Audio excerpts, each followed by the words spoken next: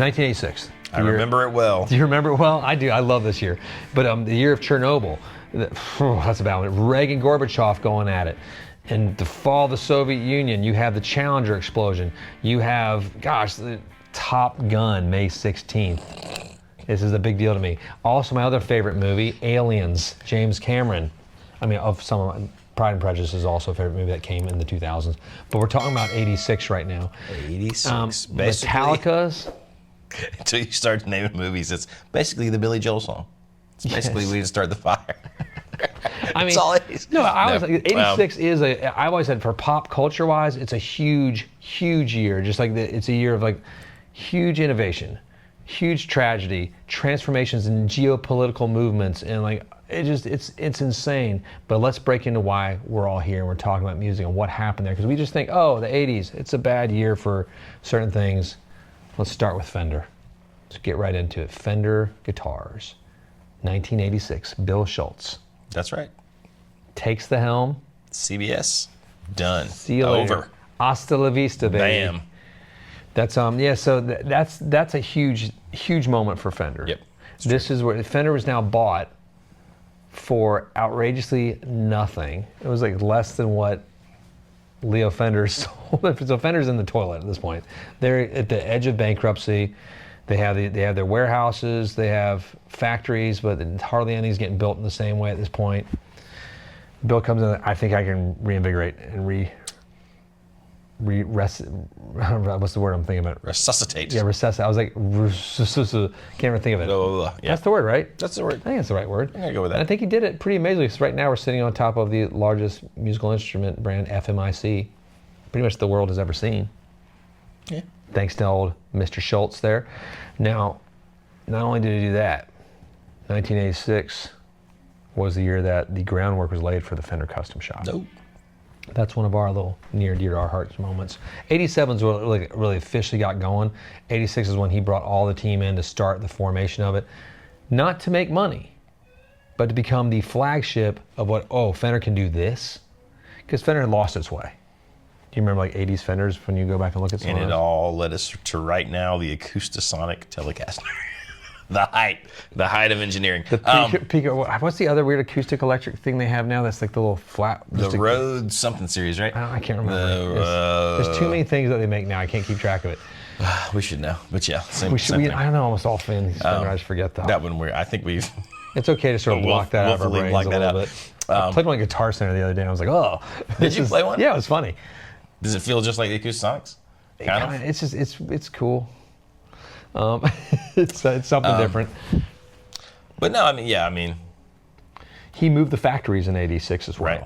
You know, so we went to Corona, from the Fullerton to Corona, but he also opened up the Ensenada factory in Mexico. That's a huge deal.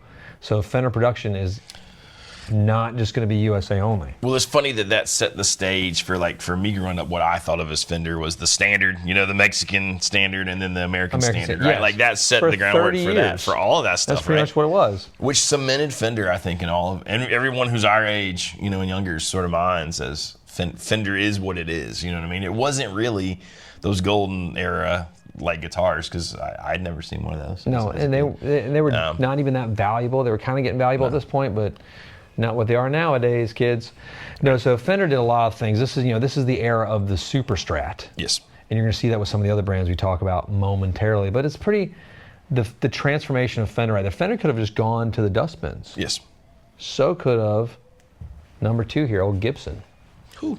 And it looked like it with the Superstrat stuff. Like it was kind of like, those old guitars are lame, they're out, they're niche sort of things. Yeah, that's just for those old men. Modern things with whammy bars. Yep, so the Norland time from, 1969 to 1986, it ends right there. That's a long reign. That is a long reign. It's a long reign. It's not like a Queen Elizabeth reign, but it's a pretty long reign. Pretty long. Now Henry takes over, and the Henry years begin in 1986. And Henry, there's so much junk talking to him because he did kind of go a little bit nuts toward the end, but that dude saved the company. He did. He brought it out of the ashes with a couple other investors, and he was partial owner too. Yeah. And it's kind of weird, but no, cool. Well, some people don't know that, but he owned a bit. That's why when the whole bankruptcy and transition, it was a buyout thing. The golden parachute is part of that. And, But you could definitely make the argument that we got no Gibson like we got today without him, right? Correct. Yeah. Who knows what would have happened if it would have gotten bought? Like even with the transition that happened with who has it now with, what is it? Gosh, I always forget who has it at this moment. I was like Aries Capital. Who even knows who owns what anymore at this point? But it would have been neat if Joe Bonamassa would have been on that board.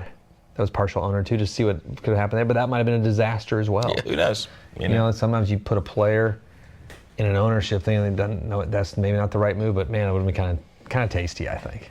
Maybe. So yeah, Gibson was like they were in the toilet too, because it was a pointy headstock time. This is where Kramer reigned supreme. This was the peak of Kramer. Yeah. Like 1980s was their decade. It was like the 70s were Guilds, 1980s Kramer crushed it. Bam. They were selling more than those other companies. It was just bright colors, pointy headstocks, hard rock humbuckers with a few singles maybe. It was the guitar, right? It was the guitar. Pretty rad. It was the guitar. I remember seeing all my heroes like CC DeVille playing all sorts of different types of pointy head things, and you see like a Strat or a Gretsch, you're like, what's that? Because it was the time of Poison and Rat and. No, that's true. And this other guy, Steve Vai, signs with Ibanez. Ibanez. It's fun to say. Ibanez. I hear it all sorts of different ways. But Ibanez, yep, which is kind of crazy. That was definitely the heyday of his stuff as well. Probably the most important signed artist besides old Eddie at that point. As far as of that music of that time. Right. Where EVH is getting ready to become the thing that it becomes, but yeah, Steve Vai was a powerhouse there with Ibanez, and that really launched them out. But let's get to the third brand, formed in '85, but really got underway in earnest in '86. Paul Reed Smith. PRS Guitars. PRS. One day it's gonna catch on. That's our thing. We call it. It's called the Purse. The Purse became a thing. That's right. That's a huge deal. It is a huge deal because lots of guitar companies launch, and then that's it. So not even do they just fail. They just let's say they do this. They're successful, but they reach a plateaued point, and that's it. PRS has continued to grow, and even let's get to, during the plague years of 2020 and 2022, they grew dramatically, in ways they're not catching the big two, but cutting into some market share seriously for a bit. But they've sort of made the Mount Rushmore, I think. You know what I mean? If you got Fender and Gibson up there, it's weird. Not too many companies start and have any sort of claim on the Mount Olympus kind of spot that Gibson and Fender sit in. Especially when you're talking about electric guitars. That's a big deal. So PRS, they did something huge there, and it's they're still doing it. It's pretty amazing. It is amazing. It's an amazing time, and so those are the big moments that now when we think about where would the industry be, but where would these manufacturers be if '86 didn't happen in the way it happened? I think the guitar business as a whole, maybe it wouldn't be Fender, Gibson reign supreme. Maybe it would be brands that'd be more PRSs, not just PRS, but another PRS. Some companies who came in to kind of Jonathan Robinson, the guitar. And maybe it would have been more of this equal playing field with little mounds and stuff where Fender and Gibson, because now still it's Fender and Gibson, PRS, then everybody else sort of there. Don't discount Yamaha. They're the sneaky giant over there too. That's true.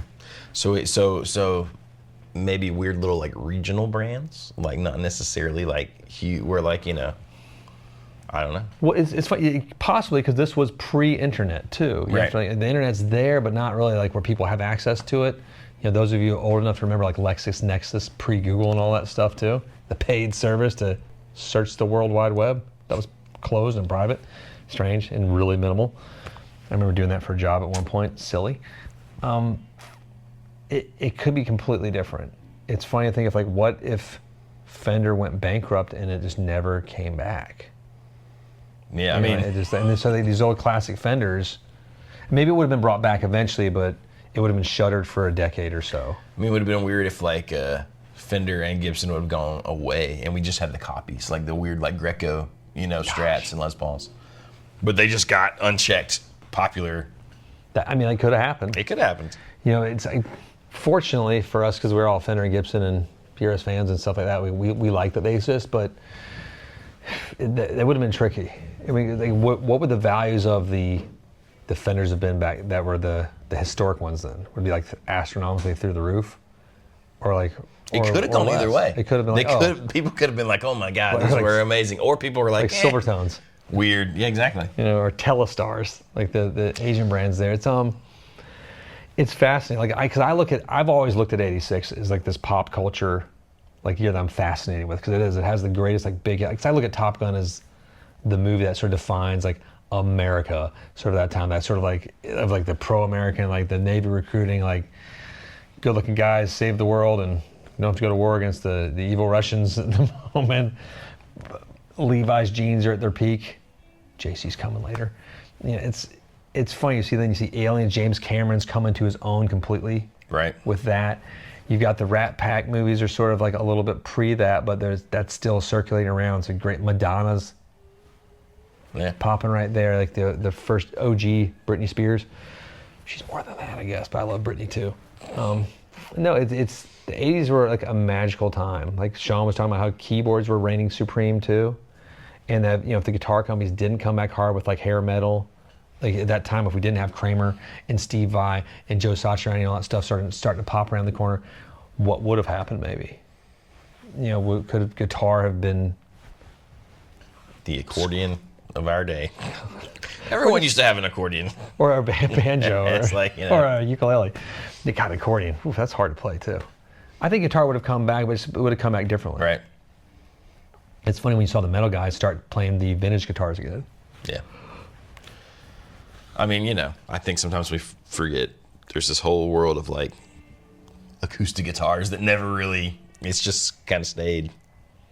Well, the acoustic guitars, like they were sort of dying in the 80s too. Yeah. They did. That's when Taylor guitars were formed in the 70s, but Martin was struggling in the 80s. Taylor was struggling in the 80s as well. It wasn't until MTV Unplugged that was the big resurgence that really brought it back. And so you look at that sort of period too. Like that's more a 90s thing, obviously, but 86, man, what a year! Like, thank God for it. Like that's what they gave us: Fender, Gibson, PRS. It brought back all these brands that could have gone to the Dust Bowl history of Americana music. They all converged. I don't know. The singularity of 1986. No. It is weird it all happened at one time, but... It is strange, right? It's kind of crazy. It's an odd moment. It's just neat, because that doesn't... I guess maybe they're all like cultural swings like that, like, when we do have these big moments. It's just funny in the music business it happened there, too. Guitar Center was like just pumping along, getting ready to do the massive expansion it did. There's all sorts of stuff. And who else just announced their closure last night? It was another, Forever 21 just declared bankruptcy as well. So there's a video we talked about all these big box stores that just came out. You go on our YouTube channel, make sure you click like, subscribe. Hit the bell. And you can find these videos. But that one we just did about how the big box people are going and they get hired by Guitar Center to work there, and it's just sort of funny. Another one just went away because the rents of these massive mall infrastructures and the online buying practices, it's just a different audience now. Yeah. That wasn't a problem in 86. The mall was king. Man, who's going to Forever 21? Because I feel like you just get on Shein or like, some weird Amazon basic things. I'll be so sad like if H&M ever goes away. Oh yeah. Because I just remember when the first H&M opened in New York, like we all went up there to the Upper East Side where it opened, and then they opened up downtown eventually too. But we're like, oh my gosh, so cool, like clothes that we can afford, so cool. But now they might get washed out by something else, or you can't buy H&M online. You think you can, but those clothes fit so radically different for every size. Just be very careful. This is true. But the new one is like my wife is all into Primark. What is that? I've heard of it. It's kind of H&M-ish. It's a store? Yeah. How often I go shopping? I mean, I think the closest one to us is probably in like Concord Mills, the mall. Let us know your thoughts on 1986. Did we nail it with our cool little moments, what we hit on? Tag your cool, popular, things that happened in that year too. If there's something happened to you, besides the raunchy stuff, unless you went to jail, that's cool too. Whatever. But no, just the 86. It's a pretty exciting year there. I love it. Great movies, great guitar business going on, transformative year. That's it. I'm tuning out. Thanks for joining us. See you next time.